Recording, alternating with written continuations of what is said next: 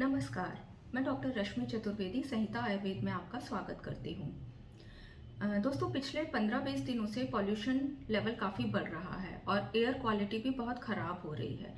इसके अलावा सीज़न भी चेंज हो रहा है, तो इन 15-20 दिनों में रेस्पिरेटरी प्रॉब्लम जैसे कि खांसी, जुकाम, सांस फूलना, अस्थमा और स्किन एलर्जीज़, इनके पेशेंट्स की संख्या काफ़ी बढ़ी है।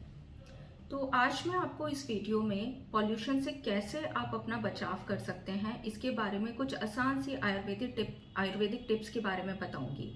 तो दोस्तों, वीडियो को पूरा ज़रूर देखें और अगर आपने अभी तक हमारा चैनल सब्सक्राइब नहीं किया है तो इसे ज़रूर सब्सक्राइब करें, जिससे इस तरह की हेल्थ रिलेटेड इंफॉर्मेटिव वीडियोज़ आपको लगातार मिलती रहें।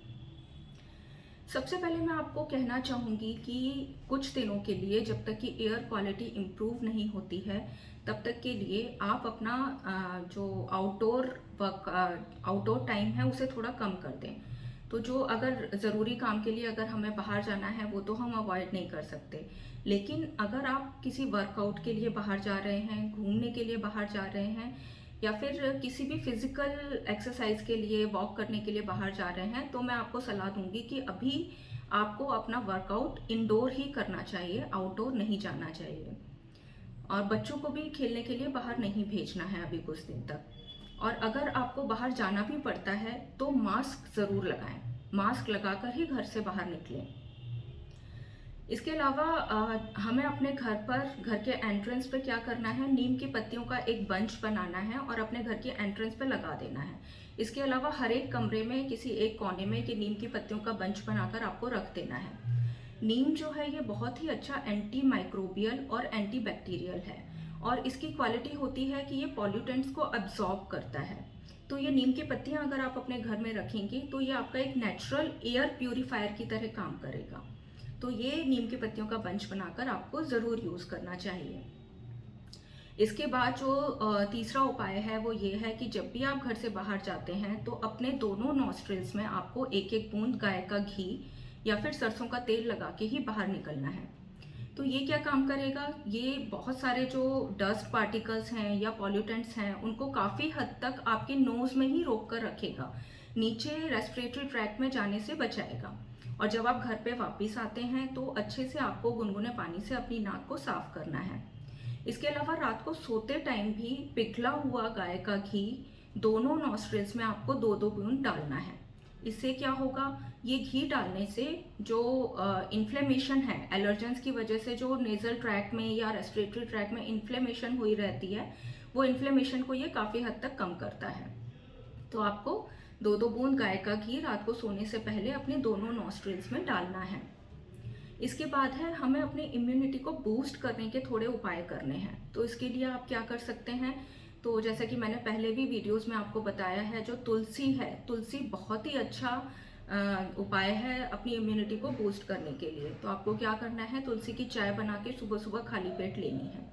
तो इसको कैसे बनाना है, तुलसी की चाय को आपको 8 से 10 तुलसी के पत्ते लेने हैं, इसे हल्का सा क्रश करके 2 कप पानी में डालकर मीडियम फ्लेम पर उबालना है। और जब ये पानी 1 कप रह जाएगा तो इसे छान कर इसमें अगर आप चाहें तो थोड़ा पिसी हुई मिश्री या देसी खांड को मिला सकते हैं और इसको जब ये थोड़ा गुनगुना रहेगा तभी आपको पीना है चाय की तरह। तो बच्चों को भी आप ये चाय दे सकते हैं। इसकी मात्रा बच्चों के लिए अगर आप यूज़ कर रहे हैं तो इसकी मात्रा को आधा कर दें। इसके अलावा बच्चों के लिए आप तुलसी को कैसे यूज़ कर सकते हैं, 5 से 6 तुलसी के पत्ते आपको लेने हैं, उनको कूट कर उसका रस निकाल लीजिए, तो आधा चम्मच तुलसी का रस हो जाएगा। इसके अंदर आपको पिपली का चूर्ण, जिसको कि हम लॉन्ग पेपर भी बोलते हैं, तो पिपली चूर्ण आपको आसानी से किसी भी आयुर्वेदिक शॉप में मिल जाएगा। तो ये पिपली चूर्ण आप ले आइए और 1 चुटकी पिपली चूर्ण को आधा चम्मच तुलसी के रस में मिक्स करके और इसको शहद में मिक्स करके आपको बच्चों को सुबह शाम चटाना है। तो ये इम्यूनिटी बूस्ट करने के लिए एक बहुत ही अच्छा तरीका है। इसके अलावा आप और क्या कर सकते हैं, तो अगर आपको खांसी, जुकाम या फिर सांस लेने में तकलीफ हो रही है तो आप सीतोपलादी चूर्ण एक बहुत ही अच्छी इफेक्टिव कफ रेमेडी है, जो कि आयुर्वेदिक औषधि है। तो किसी भी आयुर्वेदिक स्टोर से आपको मिल जाएगा सीतोपलादी चूर्ण। तो सीतोपलादी चूर्ण लेकर आइए और 2 से 2.5 ग्राम की मात्रा में ये सीतोपलादी चूर्ण आपको शहद में मिक्स करके दिन में 3 बार खाना खाने के बाद चाटना है। और अगर बच्चों के लिए यूज़ कर रहे हैं तो इसको 1 से 1.5 ग्राम तक आप यूज़ कर सकते हैं। इसके अलावा आप दूसरा क्या यूज़ कर सकते हैं, तो आपको क्या करना है कि आधा चम्मच कच्ची हल्दी को ग्रेट करके उसका रस लेना है और आधा चम्मच अदरक का रस लेना है और इसको 1 चम्मच शहद में मिक्स करके 1/4 चम्मच इसमें पिपली का चूर्ण ऐड करना है और इसको आपको दिन में 3 बार खाना खाने के बाद लेना है। और बच्चों के लिए अगर आप इस रेमेडी को यूज़ कर रहे हैं तो इसकी क्वांटिटी को आप आधा कर दीजिए। इसके अलावा मैंने आपको अपने पिछले वीडियो में एक इफेक्टिव कफ सिरप बनाने की रेमेडी बताई थी, तो आप वो वीडियो भी देख सकते हैं और वो कफ सिरप तैयार करके रख सकते हैं और उसका यूज़ कर सकते हैं। इसके अलावा एक बहुत ही अच्छा तरीका है अपनी इम्यूनिटी को बूस्ट करने का, और आपको ये जो तरीका जो मैं बताने जा रही हूँ इसको पूरी सर्दियों में आप लोग यूज़ कर सकते हैं और बहुत सारे जो कफ से रिलेटेड प्रॉब्लम होती हैं उससे आप बच सकते हैं।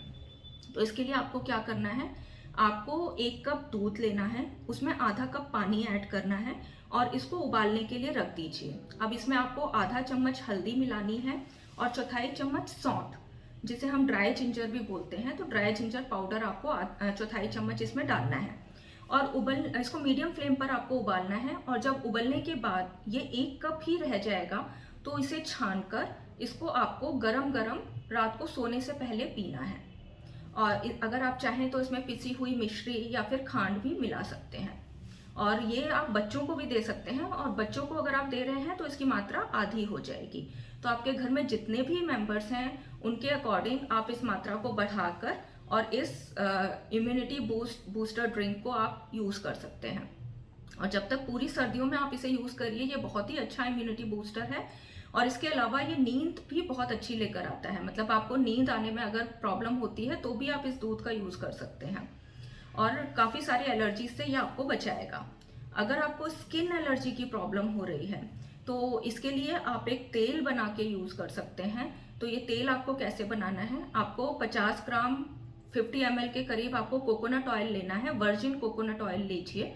और इस कोकोनट ऑयल में आपको 2 टिक्की कपूर, जो कि हम पूजा में यूज़ करते हैं देसी कपूर, वो कपूर आपको लेना है और क्रश करके इस तेल के अंदर मिक्स कर देना है। इस तेल को आपको एक कांच की बोतल में लेना है और इसको आधे घंटे के लिए आप सनलाइट में रख दीजिए। आधे घंटे के बाद इसको अच्छे से हिलाइए और ये तेल आपका तैयार है। तो जब भी अगर आपको स्किन एलर्जी हो रही है तो जैसे ही ईचिंग शुरू होती है उस टाइम पे जहाँ पर ईचिंग हो रही है उस जगह पर आप इस तेल को लगाइए। और इसके अलावा रोज सुबह नहाने के बाद पूरी बॉडी पर मॉइस्चराइजर की जगह आपको इसी तेल को अप्लाई करना है। तो जैसे सीजन चेंज हो रहा है तो इस चेंजिंग सीजन में कई लोगों को ड्राई स्किन की भी प्रॉब्लम होती है, तो ड्राई स्किन की प्रॉब्लम के लिए भी ये तेल बहुत अच्छे से काम करता है। तो अगर आपको ड्राई स्किन की प्रॉब्लम है तो सुबह नहाने के बाद एक बार और रात को सोने से पहले आप इस तेल को अपनी बॉडी पे ज़रूर अप्लाई कीजिए। और अगर आपको स्किन एलर्जी है तो जब भी स्किन, एक तो सुबह नहाने के बाद आपको लगाना है, दूसरा जब भी आपको स्किन की एलर्जी शुरू हो रही है उस टाइम पे जहाँ जहाँ एलर्जी है उस जगह पे आप इस ऑयल को अगर आप लगा लेंगे तो वो कुछ जो ईचिंग है वो बढ़ेगी नहीं। तो दोस्तों, आज मैंने जो आपको ये उपाय बताए हैं ये बहुत ही आसान हैं और आप आसानी से इन उपायों को करके जो भी ये पॉल्यूशन, बढ़ा हुआ पॉल्यूशन है, इससे रिलेटेड हेल्थ प्रॉब्लम से बच सकते हैं। इसके अलावा आप लोग स्टीम भी ले सकते हैं रात को सोने से पहले। अगर आप रोज स्टीम लेंगे तो भी इन्फ्लेमेशन जो आपकी नेजल ट्रैक में या फिर रेस्पिरेटरी ट्रैक में जो इन्फ्लेमेशन है वो काफ़ी ठीक रहेगी। और इसके अलावा आपको अपने खान पान का ध्यान रखना है, बाहर का कुछ नहीं खाना, क्योंकि बाहर की जो चीज़ें हैं उनको काफ़ी सारा जो डस्ट वगैरह उसके ऊपर बैठती है, तो वो डस्ट और वो जो एयर के कांटेक्ट में अगर वो आया रहेगा फूड तो वो आपको ज़रूर हार्म करेगा। तो अभी कुछ दिनों के लिए बाहर का खाना खाने से बचिए, घर में बना हुआ ताज़ा और सुपाच्य भोजन लीजिए। तो मैंने जो आज आपको ये जानकारी दी है, अगर इसके बाद भी आपको खांसी, जुखाम, अस्थमा या फिर स्किन एलर्जी की प्रॉब्लम रहती है तो मैं आपको ये सलाह दूंगी कि आपको अपने निकटतम किसी चिकित्सक से परामर्श लेना चाहिए, या फिर आप हमसे भी संहिता आयुर्वेद में या फिर ऑनलाइन कांटेक्ट कर सकते हैं। तो कांटेक्ट डिटेल्स आपको डिस्क्रिप्शन बॉक्स में मिल जाएंगी। इसके अलावा आप इस जानकारी को ज़्यादा से ज़्यादा शेयर करिए ताकि ज़्यादा से ज़्यादा लोग इसका लाभ उठा सकें। आयुर्वेद को अपनाइए, स्वस्थ रहिए, खुश रहिए। धन्यवाद।